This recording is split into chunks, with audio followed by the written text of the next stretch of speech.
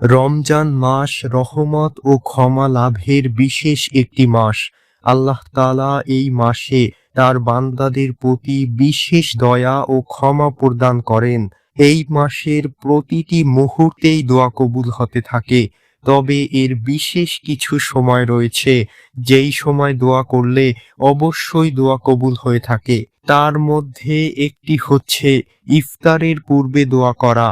তাই আজকের ভিডিওতে আমরা এমন একটি আমল সম্পর্কে আলোচনা করব, যেই আমলটি ইফতার সামনে নিয়ে পাঠ করলে আল্লাহ রাব্বুল আলামিন আমাদের সগীরা ও কবিরা গুনাহগুলো ক্ষমা করে দিবেন। এমনকি এই আমলটি সম্পর্কে বলা হয়েছে, যে ব্যক্তি ইফতারের পূর্বে এই দোয়াটি পাঠ করবে সে সদ্য প্রসূত শিশুর ন্যায় নিষ্পাপ হয়ে যাবে।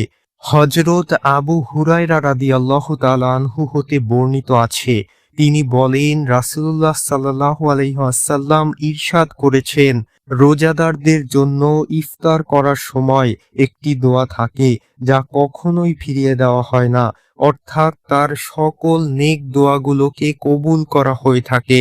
দোয়া কবুল হওয়ার অন্যতম মাধ্যম হচ্ছে আল্লাহর হাবিব সাল্লাল্লাহু আলাইহি ওয়াসাল্লাম এর প্রতি দরুদ ও সালাম প্রেরণ করা। তাই আমলটি করার পূর্বে কয়েকবার দুরূদ শরীফ পাঠ করে নিতে হবে। অতঃপর আজকের এই আমলটি করুন। প্রথম দোয়াটি হচ্ছে, আল্লাহুম্মা ইন্নী আসআলুকা বিরহমাতিকাল্লাতী ওয়াসিআত কুল্লা শাইইন আন তাগফিরলি।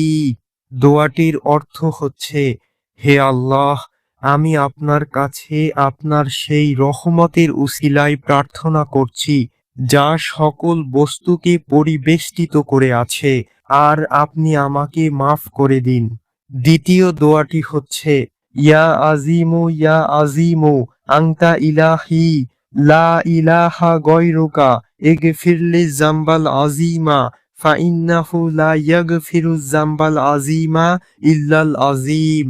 দোয়াটির অর্থ হচ্ছে, হে মহান প্রভু, আপনি আমার মাবুদ, আপনি ছাড়া কোনো মাবুদ নেই। আপনি আমার কবিরা গুনাহগুলো ক্ষমা করুন, কেননা আপনি মহান, আপনি ব্যতীত কেউ কবিরা গুনাহ ক্ষমা করতে পারে না। আলহামদুলিল্লাহ, এই দ্বিতীয় দোয়াটি নিষ্পাপ হয়ে যাওয়ার দোয়া। তাই আমরা ইফতারের পূর্বে এই উভয় দোয়াটি পাঠ করার চেষ্টা করব। তাহলে আল্লাহ রাব্বুল আলামিন আমাদের গুনাহগুলোকে ক্ষমা করে দিবেন ইনশাআল্লাহ।